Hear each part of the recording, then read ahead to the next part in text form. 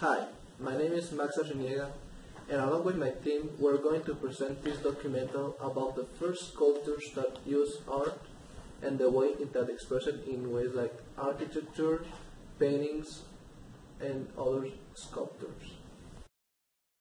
My name is Robert, and we're going to talk about the prehistoric era. It's divided in three different periods.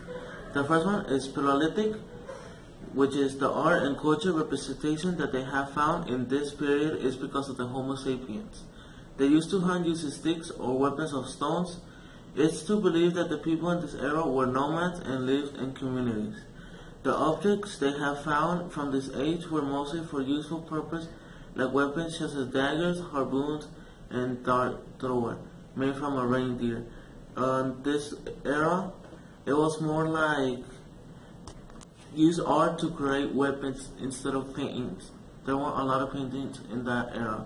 And now the Mesolithic, it was like another evolution, which was not a very important one if you focus on the art of evolution.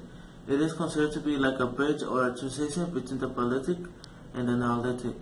The important thing that happened here was the ending of the Ice Age, causing people not to live in the caves anymore.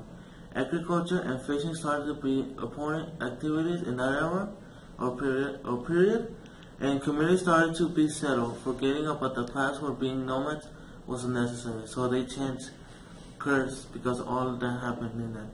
And then the last one, which is the Neolithic, the new form of art expression that started to exist in the time was influenced a lot by what was happening. With people sitting down with a single place, the architecture started to impart a way to the human being to express themselves. Big stones were arranged in certain shapes to religious beliefs. These objects are referred as the megaliths, and these are megaliths in places like Spain, Italy, Ireland, and Britain, among the other places. Hello teacher and friends, I'm going to talk about the ancient Egypt. So, in Africa appeared one of the most powerful civilizations of the time, Egypt. Settled near to the Nile River, Egyptians made a lot of contributions to the art and society. The pyramids, the mummification process, and the spirits and temples, used for name a few, attributes the sense of order and organization that the Nile River. So, the pyramids are the most common known structure from the Egyptians. They were a symbol of the process of afterlife that was a belief that they had.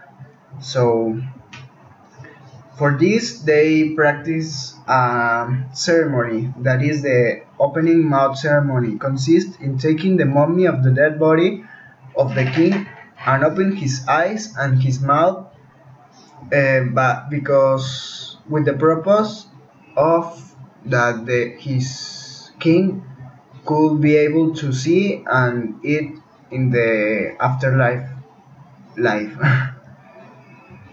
The mummification process in other way was an important one. The preoccupations of the Egyptians to the afterlife was a central in the way that they think, so they were extremely careful with that aspects. They need to conserve their body and their materials that have achieved on earth. They remove organs except heart from the body of the pharaoh. Then the body used substance that the hydra eats and dissolve the body fats. The body was washed with oils and the organs were placed in 4 jars, guarded by the 4 sons of Horus. Hi, my name is Patrick and I'm an expert in the Mesopotamia culture. Today I'm going to talk about them. The name of this civilization means land between the rivers. That's because of the Tigris and the Euphrates. The Mesopotamia is well known for creating the first monumental temples, irrigation systems, governments based on the city-state structure, and the uniform writing systems. Mesopotamia tends to reflect nature in a tradition of the first religions, and we have Anu, god of sky, Enlil, ruler of the earth, Ea, water, Nana, moon, Shamash, sun, and Ishtar, love and fertility. But in architecture, Mesopotamians create a special building called ziggurat, meaning high. Mesopotamians believed that each city was under the protection of a god to whom the inhabitants owed service, and they built imitation mountains or ziggurats as platforms for the god. Hello, my name is Andres, and I'm going to talk about a very important culture that is China.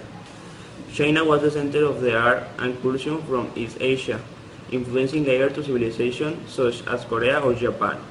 One of the things that made a huge influence in the way which the rulers of the Chinese governed was the Taoism, the philosophical and religious system that intended to create peace with the Tao. This kind of system could look strange for us, but it was very important for this civilization. The most important poem of Taoism is the Tao Te Ching, that influenced with this philosophical way of expressing the paintings in Chinese art. Poetry and literature were influenced by magic and alchemy. Another important movement was also the Confucianism. Confucianism used a set of behaviors to make as well relation between human beings. It says that if people act in the correct way, society could function without a single problem. And that's all. I'm Andrea Leal, and I'm an expert on the Persian civilization, and today I want to talk to you about it. The Persian civilization was at the east of Mesopotamia, where today is Iran. That region was called the first. In the 6th century, Persians were a very strong empire commanded by the King Cyrus. The empire reached the Indus Valley. And now let's talk about art. Persian art consists of big palaces with simple designs. Among the themes that they used to portray were animals like birds and ibexes, and it's a kind of goat with big horns. Usually they were shown in vessels or in rhythms. In architecture, we can find bold buildings supported by columns, especially in the Achaemenid Empire, like in the Apadana Palace, which capitals were made with animals like bulls and lions. On the other hand, empires like the Sassanid used arch constructions, more common with the Romans. One of the ways in which the Persian sculpture was survived is through relief. But what's a relief? A relief is when a figure stands out from a flat surface, such as a wall, and it has two different forms. One very stylized, near to the state from Mesopotamia, another one more realistic. You can find a Persian sculpture in the Shapur cave, where it was the city of Shigapur, which is now in ruins. In this palace there is the statue of a king called Shapur, who ruled the Sassanid Empire. It's called a colossal statue because it's huge. Its height is 6.7 meters. Cortes mentions how the statue is wearing a headdress, but it is naked. So you can look at how the art was represented from both points of view. And if you want to find a Persian rhythm, you can look at the Louvre Museum.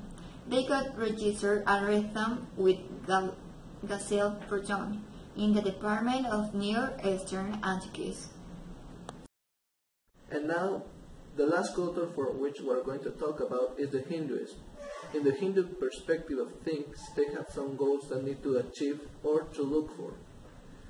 In this culture, there are 4 concepts that which we will describe that are fundamental to understand the Hinduism. The first of it is the Dharma, that refers to the natural order of the things and the search of peace and harmony. The second concept is the Artha, that is the search of the material things in order to survive.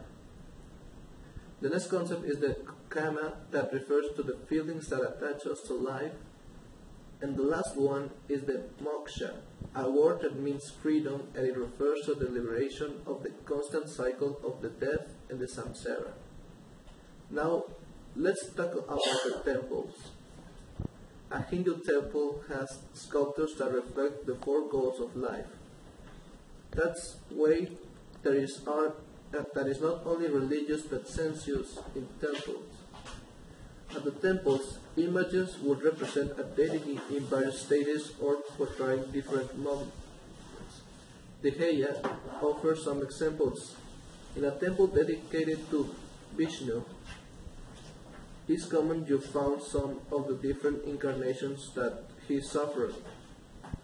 If you find a temple from Shiva, maybe you can find a combative feast, or if it's dedicated to the Devi or the great goddess, she might be fighting against different demons. I hope you have enjoyed our little trip through the first cultures and their history, and how the art could impact in the way that the people think about the things they believe and about the things that represent. Thank you to all of you.